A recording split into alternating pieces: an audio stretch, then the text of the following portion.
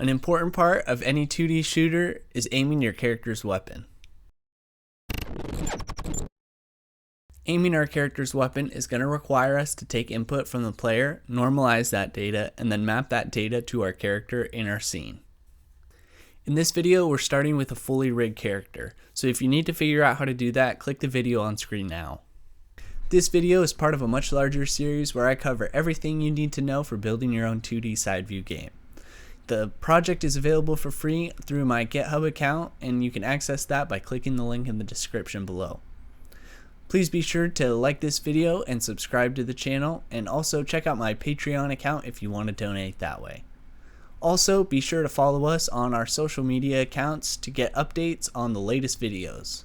Alright, so in our Unity project, the first thing I'll do is add my ray gun to our character, attaching it to the right forearm bone.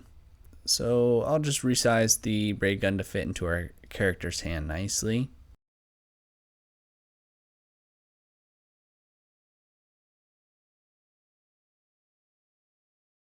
But as you can see, the gun moves with the character. So when we change the rotation of the bicep bone, the gun moves along with it.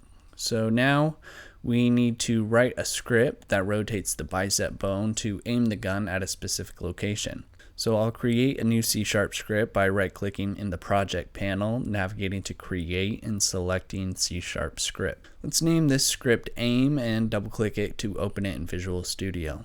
We only need a couple variables to make this work. First, we need a reference to the transform of the arm we want to move. Then we need to create an offset variable. Since our bone is not likely going to be set at 0 degrees, we'll need this offset variable to change the rotation of the arm to aim correctly. The bone is nearly straight down, so I'll be setting the offset to -90 here, and this I think will put us in the right ballpark. Next, we'll need two vector3 variables, one to track the starting size of the character and one to track the starting size of the character's arm. Since we want our character to face the way that we are aiming, we'll flip the character across the x-axis, which we'll be doing with these two variables. So let's set the starting size to the size of the transform inside this start function. And then I'll just create a region around the start function to keep everything neat and tidy.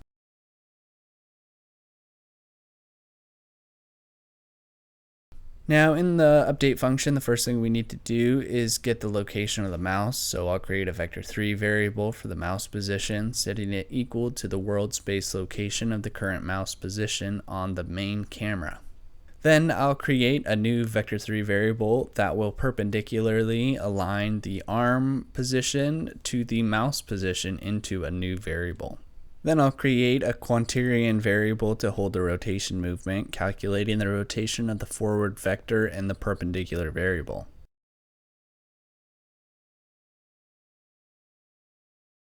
Then I'll apply the offset to the z-axis of the rotation using the Euler function from the quaternion class.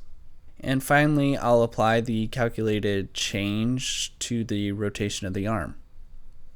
Now let's check to see if our logic works. I'll apply the aim script to the character and then drag in the right bicep bone as the arm transform for the script. Now if I click play and move my mouse around, you can see that the character aims their ray gun at the mouse. Now what I like to do is flip the character when they're aiming to the left-hand side of the screen. And I can do that by adding an if-else statement to the update function. To check which side the player is looking at, I'll simply subtract the mouse position from the player location. And if the value here is greater than 0, we know they're looking right. So I'll set the local scale of the player's transform and the arm to the starting size. Else, if the value is less than 0, we know they're looking to the left, and so I'll inverse the x value of the player scale along with the y value of the arm's local scale. So let's run things again and see if everything works correctly. And as you can see, the player flips correctly when the mouse transfers from one side to the other.